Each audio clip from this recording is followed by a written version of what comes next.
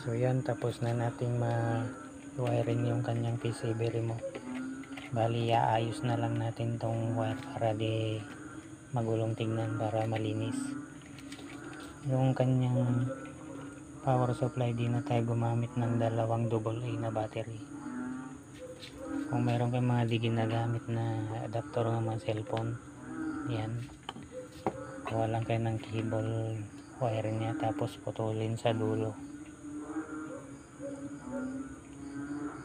Ayaw masum. So nanguha lang tayo dyan ng dalawang 100 ohms na resistor naka parallel. Yan, sa positive ng cable, doon ko siya kinabit papunta sa positive din nung pinaka supply nung PCB. Yung kanyang negative ay direct lang. So yan, iti-testing na po natin kung gumana naman yung ating winirings.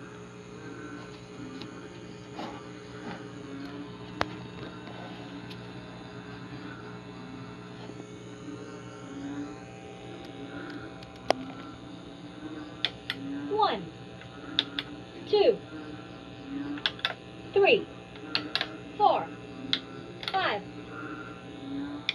6, 7, 8, 9, 0. So yan, gumana naman po. Mga ka-builders, okay naman. Subukan nating maglagay ng kanta. 1, 1.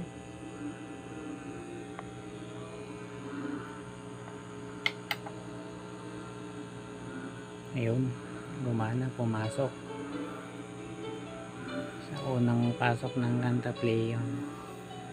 Tapos yung kasunod reserve na, kasi kay Baxter yung gamit natin na SD Platinum.